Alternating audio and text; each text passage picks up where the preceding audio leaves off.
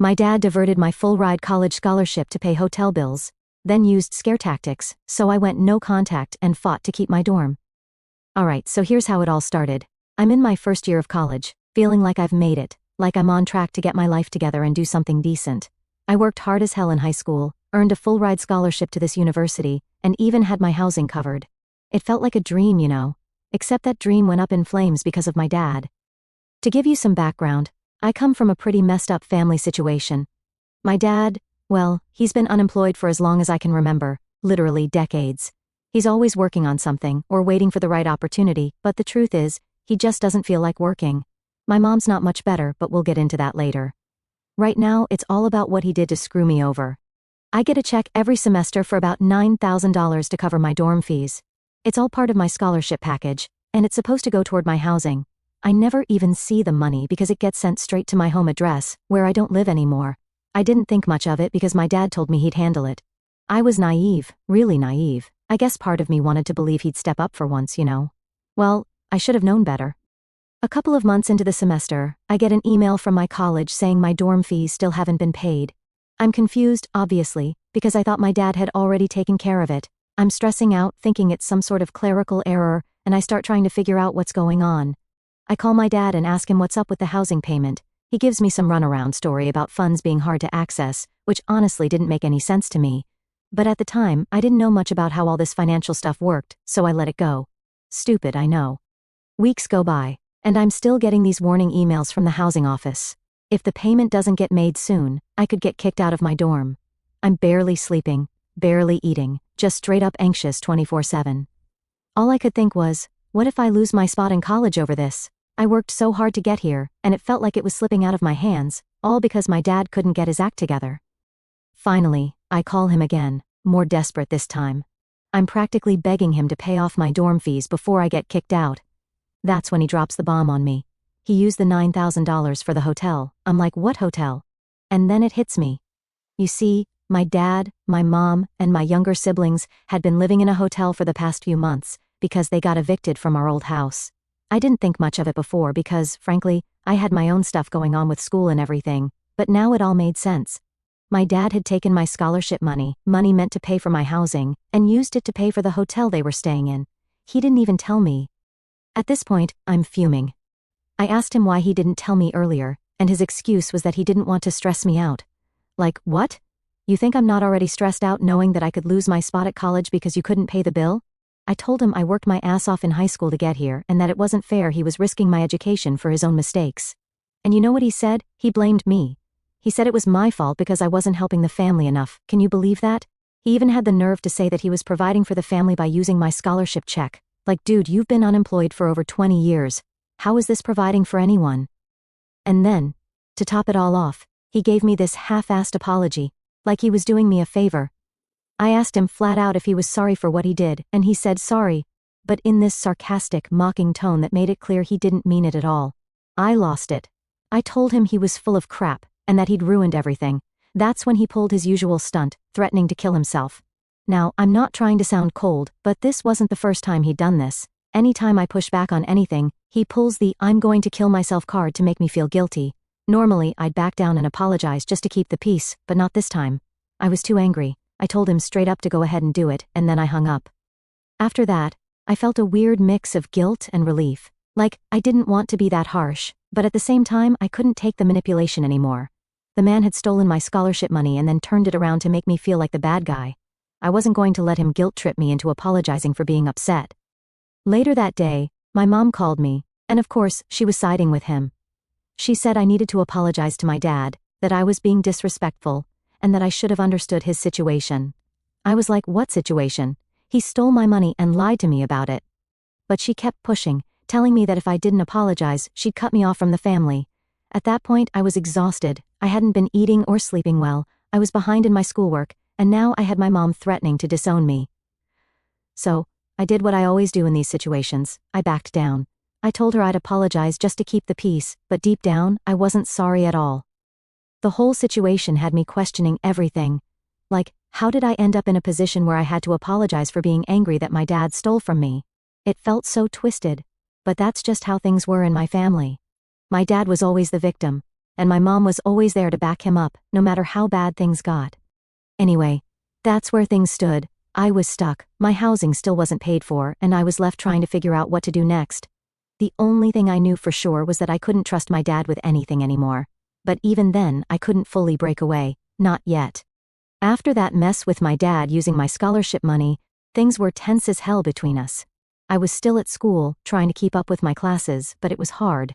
I mean, how could I focus when I didn't even know if I'd have a place to live in a few weeks?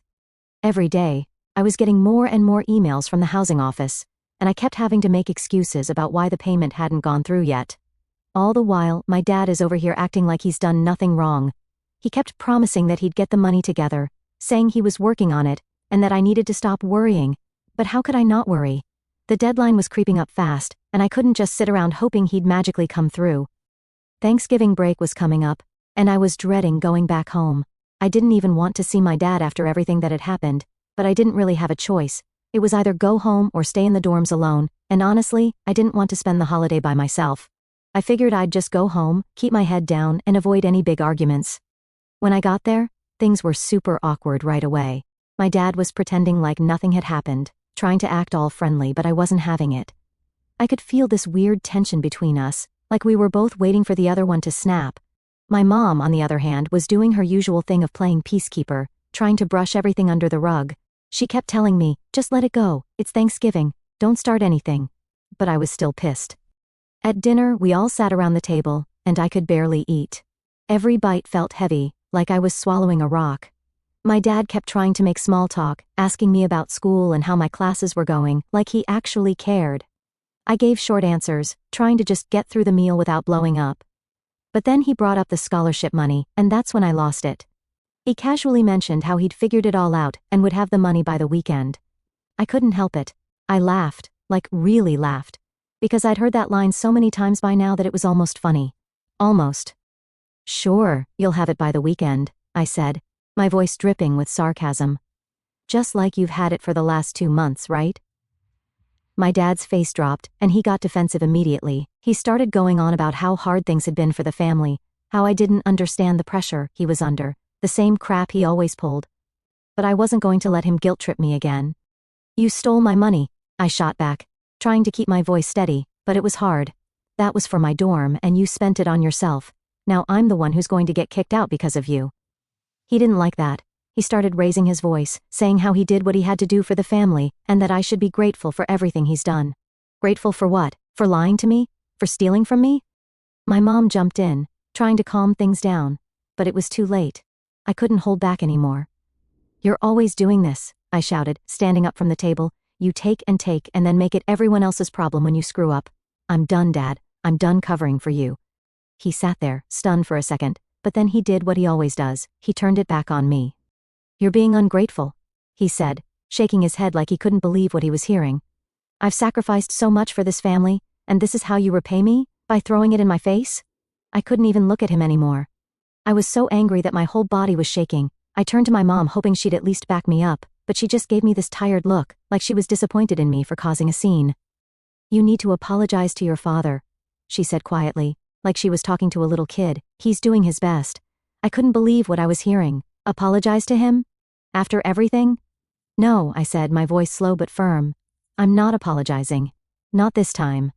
And with that, I walked away from the table, grabbed my coat, and left the house. I didn't even know where I was going. I just needed to get out of there. I walked around the block a few times trying to cool down, but the anger wouldn't leave. It just kept building up inside me, like this weight I couldn't shake. After a while, I headed back to the house because, honestly, I didn't have anywhere else to go when I got inside. A table was cleared, and my parents were sitting in the living room not saying a word.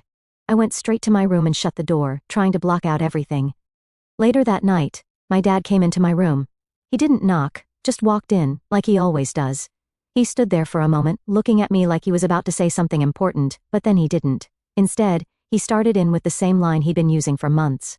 I'll have the money by Saturday, he said, his voice soft, like he was trying to make peace. You just have to trust me. I didn't respond. I couldn't. I was too tired. Mentally, physically, emotionally. I just nodded, knowing full well that I didn't believe a word he was saying. After he left, I lay there in the dark, staring at the ceiling, feeling this overwhelming sense of defeat. I'd spent so long trying to fix everything, trying to keep the peace and hold my family together, but it felt like no matter what I did, it wasn't enough. They always found a way to make me feel like the bad guy, like I was the one who needed to apologize. But I was done. Done apologizing, done pretending like everything was fine when it wasn't. I knew I couldn't keep living like this, constantly walking on eggshells around my parents, hoping they'd change when, deep down, I knew they wouldn't. That was the moment it hit me. Nothing was going to change unless I made it change. I didn't know exactly how I was going to do it yet, but I knew one thing for sure. I couldn't keep going down the same road anymore. Something had to give, and for the first time in a long time, I realized it was going to have to be me. So after Thanksgiving, I went back to school, and honestly, I was just trying to keep my head down. I didn't really talk to my parents much after that fight during dinner. Things were awkward to say the least. My dad still hadn't paid the housing fees, and I kept getting those emails from the housing office. The deadline was way past, and I was still holding on to this slim hope that he'd actually come through like he said he would. But deep down, I knew better. The last straw came a couple of weeks later when I got a notice saying if my dorm fees weren't paid by the end of the week, I'd be forced to leave. That was it. The panic really set in then. I was barely hanging on in my classes, and now I had this cloud hanging over me, wondering if I'd be homeless on top of everything else. I didn't know what to do. Like, what was I supposed to do? I'd already asked my dad 100 times, and I knew he'd just keep making excuses. I tried calling him again, one last time, just to give him a chance. But of course, it was the same old story. He claimed the money was coming soon, maybe by the weekend, maybe early next week. I could tell by his voice that he didn't have it, and he wasn't going to have it. He kept throwing around excuses like, "It's harder than you think," and "I'm doing my best." But honestly, I was sick of hearing it. I didn't even bother arguing anymore. I just hung up and sat there staring at the wall, trying to figure out what my next move was. That's when I realized I couldn't keep waiting around for him to fix things. He wasn't going to. He never had. I was on my own. I had to figure this out myself or risk losing everything I'd worked for. I had no idea where to start, but the first thing that popped into my head was talking to the financial aid office at my school. Maybe they could help me out, give me a loan or something to cover the housing until I could figure out what to do next. It felt like a long shot, but I didn't have any other options. So, I made an appointment and explained everything to the financial aid officer. I told them about how my dad had taken my scholarship check and spent it on something else, leaving me with nothing to pay for my dorm. The woman I spoke to was really understanding, but I could tell even she was struggling to figure out how to help me. She said something about emergency bursaries, but the amount wouldn't cover the full cost, and there were no guarantees. She also asked if I'd thought about reporting what my dad had done, since technically, he had committed fraud. She didn't say it outright, but I could tell she thought I should turn him in. And honestly, a part of me wanted to. Like, how could he do this to his own kid and not feel any remorse? It felt so wrong, and I was angry enough that I almost considered it. But then I remembered what that would mean for my mom and siblings. If my dad got in trouble, the fallout wouldn't just hit him. My mom, who's not even a citizen, would probably get deported, and my little brothers would be left with no one. It's messed up, right? My dad's the one who screwed me over, but I couldn't do anything about it because my whole family would end up paying for his mistakes. So, I told the financial aid officer I couldn't go down that road. She understood, but said there wasn't much more they could do. I left the office feeling worse than before, like I'd hit a dead end. A few days later, I was sitting in my dorm, staring at the eviction notice I'd gotten, when I got a text from my sister, Lisa. Now Lisa and I hadn't talked in a while. Our relationship was pretty strained because of our parents, mostly because my dad had treated her like garbage too. But I guess she'd heard what was going on and wanted to check in. She asked how I was doing, and I told her everything, just kind of venting. I didn't expect much, but she ended up being way more supportive than I thought. She told me about how our dad had screwed her over too, back when she was in college. Apparently, he'd maxed out her credit cards and left her with a mountain of debt, which she'd been paying off for years.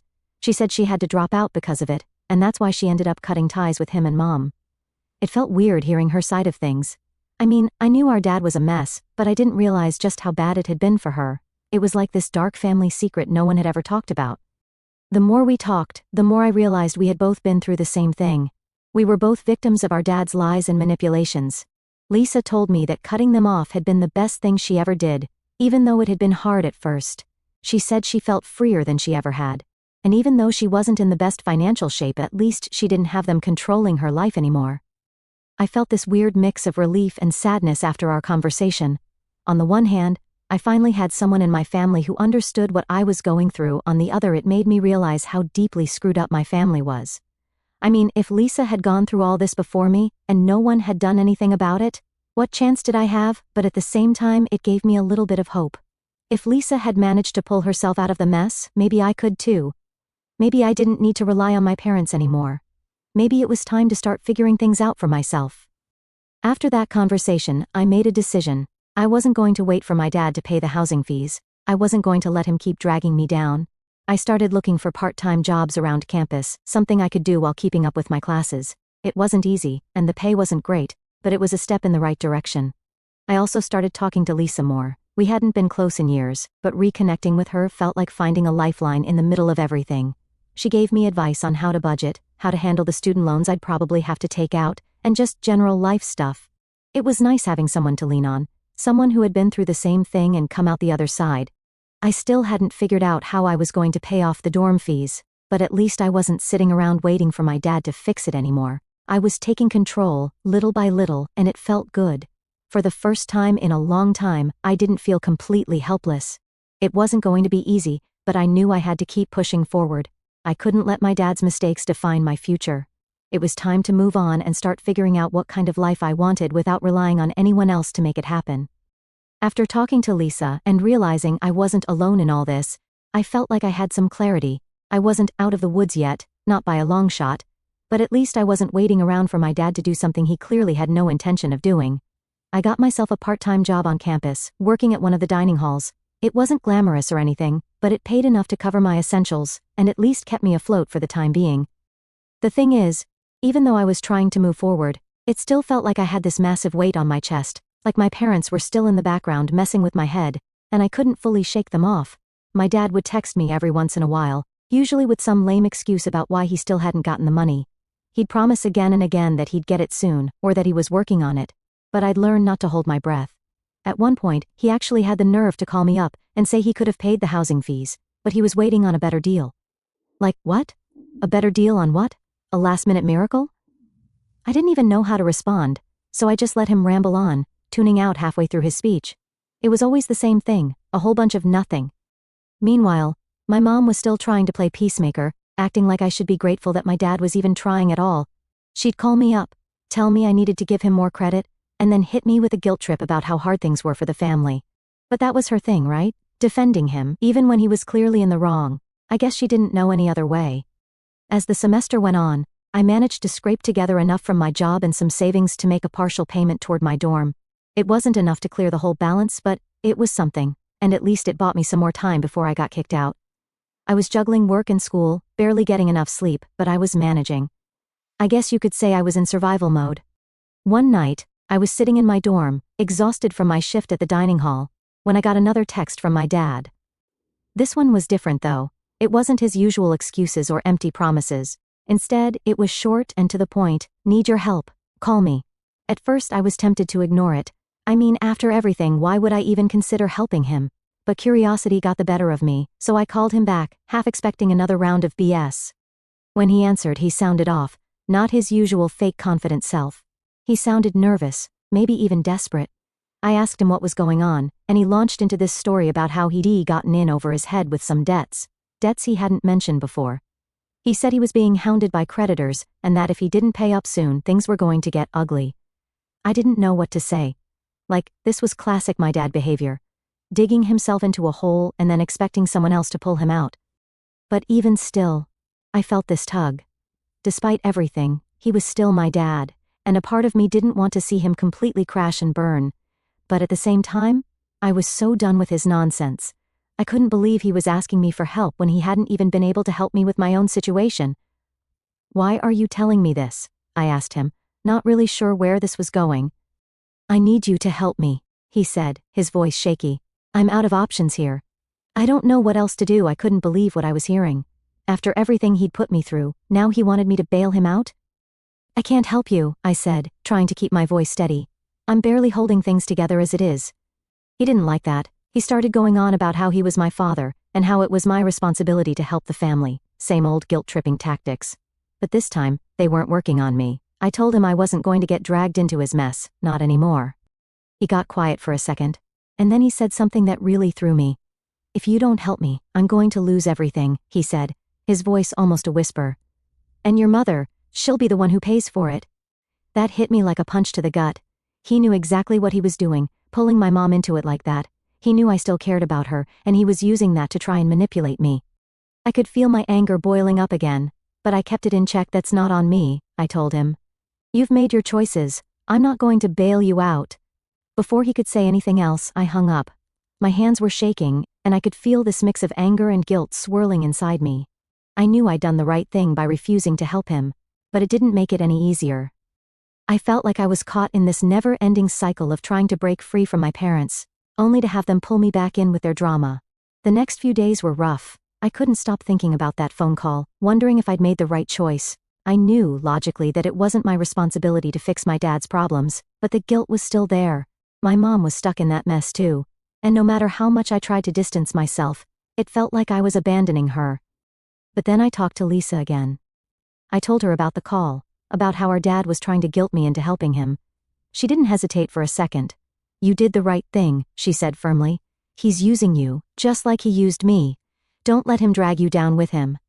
Hearing her say that was exactly what I needed. It was like a weight lifted off my chest, even if just a little. I wasn't alone in this. Lisa had been through it too, and she was living proof that it was possible to get out and stay out. That's when I realized I had to set boundaries.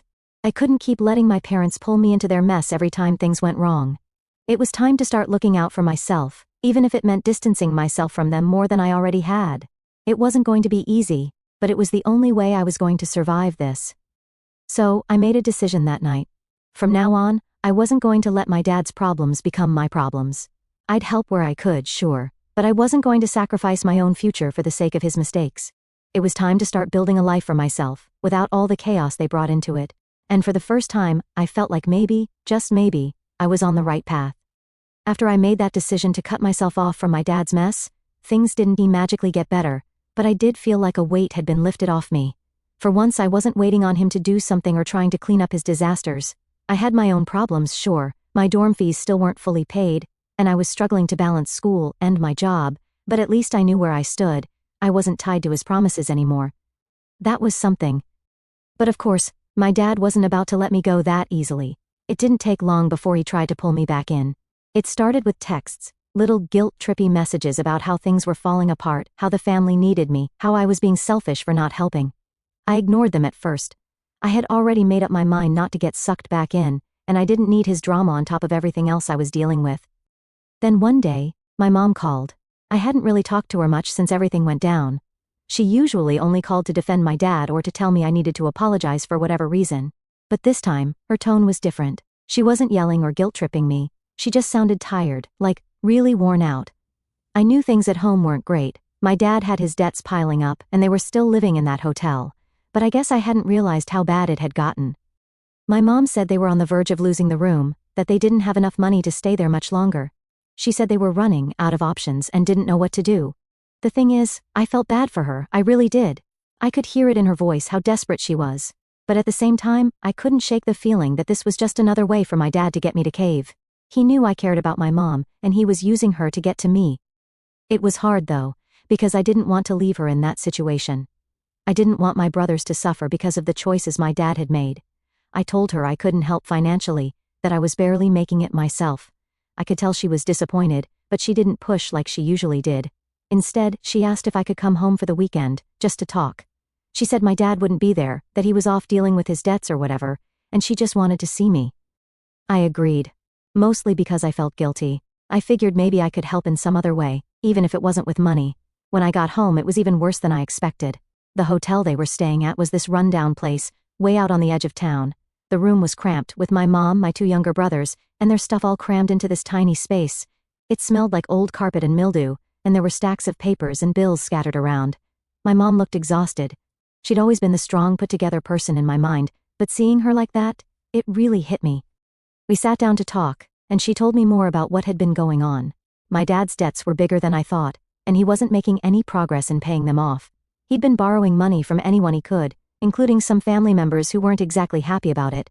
The whole situation was spiraling out of control, and my mom was just trying to hold everything together. But then she said something that really threw me. She asked if I could take in my younger brothers for a little while, just until they got back on their feet. She said it would be temporary, just a couple of months, but that they needed some stability, and right now, they weren't getting it. I sat there, stunned. I hadn't expected that at all. I mean, I love my brothers, but I'm in no position to take care of anyone right now. I'm barely taking care of myself. I'm still living in a dorm, working a part-time job to pay my own bills, and now she wanted me to be responsible for 2 kids? I didn't even know what to say. I don't know if I can do that, I told her, trying to be gentle about it. I'm not in a place where I can take care of them. I barely have enough for myself. She nodded, but I could see the disappointment in her face.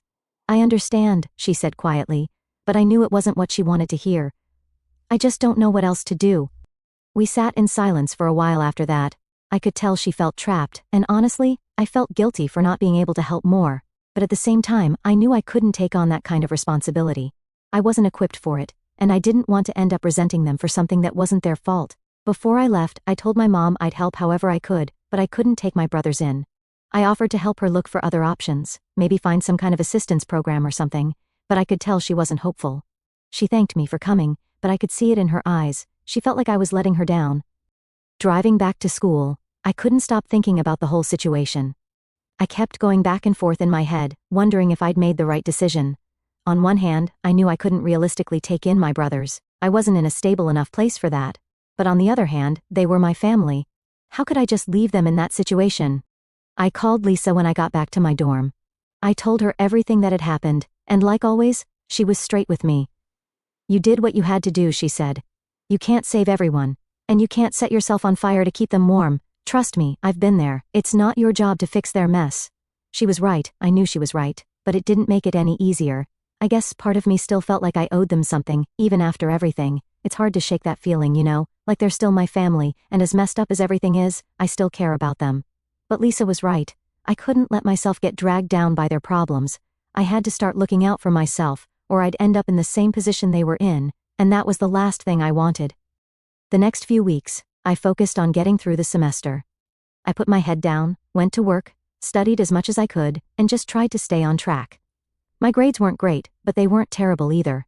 I was getting by, and for now, that was enough. I still felt guilty about my mom and my brothers, but I knew there was only so much I could do. I had to draw the line somewhere, or I'd never be able to break free. It was hard, but I kept reminding myself that it wasn't my job to fix everything, and maybe, just maybe, I was starting to figure out how to move forward without them pulling me back down. As the semester went on, things kind of settled into this weird routine. I was still working at the dining hall, scraping by with the money I made from that, and trying to keep up with my classes. My grades were better, but not where they should have been. Honestly, I was just exhausted all the time. Between working, studying, and the stress of everything happening with my family, I felt like I was just in survival mode. My dad kept sending me texts here and there, asking for updates on my life and sometimes dropping hints that they were still struggling. It was always the same, how they needed a little help, how things would get better soon. But I'd made my decision. I wasn't going to let myself get pulled back into their mess. I told him no enough times that the guilt was starting to wear off. I guess when you hear the same sob story over and over, it just loses its power. One weekend, out of nowhere, my dad called me again. I debated answering but figured it would be better to just get it over with. When I picked up, his voice was tense. He told me that he and my mom had been fighting nonstop, and she had finally had enough. She'd left the hotel with my younger brothers and gone to stay with a friend. He made it sound like it was some huge betrayal, like she was abandoning the family. But I couldn't help but feel relieved. I knew she was in a toxic situation, and if this meant she was finally standing up for herself, maybe things would actually change. I didn't really know what to say though. I mean, what do you even say to that? I told him I was sorry things had gotten so bad, but I wasn't about to get sucked back into their drama. He started ranting about how she wasn't being fair, how she was overreacting, and how he was still trying to fix things, but the more he talked, the more I realized that he wasn't really upset about her leaving. He was upset that he'd lost his control over her. It's crazy, but for the first time in my life, I saw my dad for what he really was. Not just some clueless guy who'd made a few mistakes, but someone who manipulated the people around him to keep them dependent on him. And now that my mom had finally broken free, he was panicking because he didn't know how to function without her. I didn't say much during the call, I just let him rant until he finally gave up and hung up. But after that, I started thinking about everything, about how my whole life, my parents had been controlling me the same way. They'd used guilt and manipulation to keep me in line, to make me feel like I owed them something, and it worked for a long time. But now, I was seeing things more clearly. I talked to Lisa about it later that night. She wasn't surprised at all. She said that's just how our dad operated. He'd done the same thing to her for years before she finally cut him off. It was weird though, because even though I was relieved my mom had left him, part of me felt guilty for not being there for her. I mean, I knew it wasn't my job to fix things, but it still felt wrong to just watch it all fall apart. Lisa, being Lisa, didn't let me sit in that guilt for too long. She reminded me that I'd done everything I could, and that my mom had made her choice to stay with him for so long. It wasn't on me to rescue her, and she had to figure things out on her own. I knew she was right, but it was still hard to shake that feeling of responsibility. Over the next few weeks, things got quieter. My dad stopped calling as much, and I didn't hear much from my mom either. It felt strange, like this calm after the storm. I wasn't sure if they were still fighting, or if they'd somehow patched things up. Part of me wanted to check in, but the other part of me knew I needed to keep my distance. I couldn't get sucked back into their problems again. During that time, I started focusing more on myself, on getting through my classes, figuring out my next steps, and just trying to rebuild my life outside of all the chaos. It was hard, but for the first time, I felt like I was actually in control. I wasn't waiting on anyone else to save me. I was doing it on my own. I also started seeing a counselor at school. It wasn't something I'd ever thought I'd do, but after everything that had happened, I figured it couldn't hurt to talk to someone. It was weird at first opening up to a stranger about all the stuff I'd been through, but it actually helped a lot. The counselor helped me sort through all the guilt and frustration I'd been carrying for so long, and for the first time, I started to see things from a different perspective. She told me something that really stuck with me. You're allowed to take care of yourself first. You can't pour from an empty cup. It sounds simple, but it hit hard. I'd spent so much time worrying about my family, about what they needed and how I could help them, that I'd completely ignored my own needs. It was time to change that. By the end of the semester, I felt like I was finally starting to find my footing again. My grades were solid, and I was even considering taking on more hours at the dining hall to save up some extra cash. I wasn't where I wanted to be yet, but I was getting there, slowly but surely. Then, one day, out of the blue, my mom called. She told me she'd left my dad for good. She'd found a place to stay with a friend, and she was figuring things out with my younger brothers. It wasn't perfect, but it was a start. I could hear the relief in her voice, and for the first time in a long time she sounded free. I didn't know how to respond at first. Part of me wanted to jump in and help, to offer whatever support I could, but the other part of me knew I needed to keep my boundaries.